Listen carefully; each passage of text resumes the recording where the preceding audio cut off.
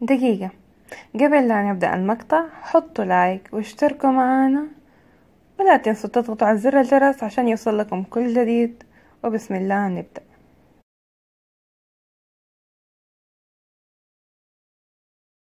بسم الله الرحمن الرحيم. اللهم صل وبارك على سيدنا محمد وآله أجمعين. صلوا عليه. مساكم الله بالخيرات. عدنا اليوم بطبخة جديدة، بس اليوم مو من المطبخ الحجازي، اليوم من المطبخ الشامي. والأكلة طبعا موجودة مو بس في الشام، في الأردن وفي لبنان، في تركيا، كل واحد له طريقة معينة. اليوم عندنا إن شاء الله الششبرك. طبعا حتحصلوا كل المقادير موجودة في صندوق الوصف بالكامل. نقول بسم الله. أول شيء نبدأ نعجن الدقيق. قولوا لا إله إلا الله وصلوا على سيدنا محمد وآله أجمعين. أول مرة هحط الملح، هحط ملعقتين زيت،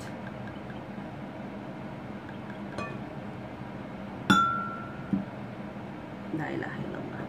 والموية هحطها بالتدريج، يعني أبغى عجينة متماسكة مو لينة. بسم الله ما شاء الله لا قوة إلا بالله. شايفين كيف العجينة متماسكة؟ طبعا هغطيها واتركها لمدة نص ساعة عشان ترتاح، وبهذا الوقت أسوي الحشوة إن شاء الله. قولوا لا إله إلا الله وصلوا على سيدنا محمد وآله أجمعين. حطيت المفروم في الطاوة، وطبعا هقلبه لغاية ما تروح الموية.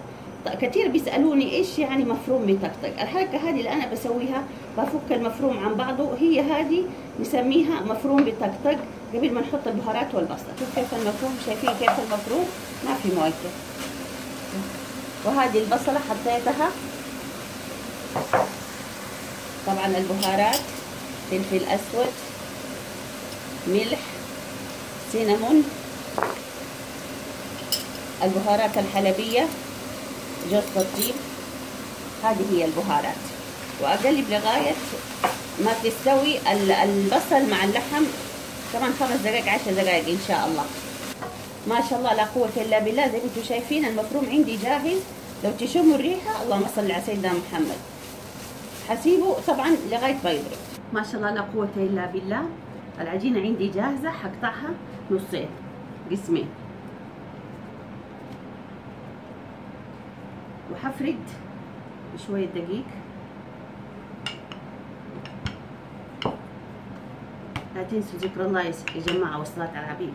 اللهم صل وبارك عليه وآله أجمعين. ما شاء الله لا قوة إلا بالله. شوفوا كيف فردت العجينة. طبعا هستخدم الكاسة وحقطعها دوائر بالطريقة هذه.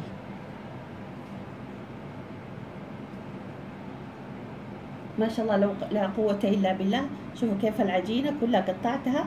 هاخد شوية من الخلطة، حطيت عليها الصنوبر، وحقفلها زي تكفيلة السمبوسة، بس يحليلها سمبوسة صغيرة بالطريقة هذه. وبعدين أمسك الطرف ده مع الطرف ده وأضغطه، تصير بالطريقة عندي كده. هذه نسوي كمان واحدة تانية. طبعا الششبرة لها عدة طرق يا جماعة. في اللي يقلوها طريقة، وفي كمان طريقة يحطوها يسلقوها مع ملح زي حكاية المكرونة. والطريقة هذه اللي نحطها في الفرن لمدة 10 دقائق بس. الدقيق يجمد شوية، وبعدين أكمل طبخها مع اللبن. أجيب الطرف هذا على الطرف هذا واضغط عليه بالقوة، يصير عندي الشكل هذا. أظنها بسيطة. أكمل بقيتها وارجع لكم. ما شاء الله لا قوة إلا بالله. شايفين كيف رصيتها كلها في الصينية. هدخلها الفرن على 350 لمدة من 10 ل 12 دقيقة، بس الدقيق يجمد شوية، ما أبغاها تحمر. ما شاء الله لا قوة إلا بالله. شايفين كيف 10 دقائق زي ما هي. شوفوا ما حمرت ولا شيء. هذا اللي أنا بقوله. ليه؟ لأنه حطها في اللبن عشان تتكمل سواها. طيب صلوا على النبي سيدنا محمد عليه الصلاة والسلام، واذكر الله. دحين نسوي اللبن. طيب دحين أنا عندي لتر حليب قصدي لبن كامل الدسم رمضان. هحطه هنا وحقلبه باستمرار، واحط عليه النشا حليته بشوية موية. ما شاء الله لا قوة إلا بالله. احط النشا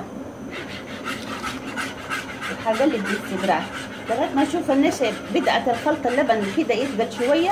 ساعتها اضيف حبات الششبرك. ما اسيبه لا عشان لا يتكتل اللبن ولا ينتزع. ما شاء الله. لا تنسوا ذكر الله يا جماعة والصلاة على حبيب عليه الصلاة والسلام. نحط شوية ملح، لا تنسوا، واحد مع الصيام. حخليه مدة 10 دقايق، وحسوي كشلة الثوم مع الكزبرة الخضراء وأوريكم هي إن شاء الله. أحط الثوم عشان يسوي الكشلة. ما شاء الله. لا تنسوا ذكر الله، صلوا على سيدنا محمد عليه الصلاة والسلام وآله أجمعين. بس يشقل الثوم شوي، دحين ححط الكزبرة الخضراء على طول. ما شاء الله كده شكلها كويس. حط الكزبرة الخضراء. يا سلام على الروايق، اللهم صل على سيدنا محمد. لازم تسووها وتجربوها. لازم الواحد يجدد في رمضان الأكلات، يعني مو كل يوم بس شوربة وسمبوسة وأكلنا المعتاد، لا أتفننوا. ما شاء الله. لازم الحركة هذه.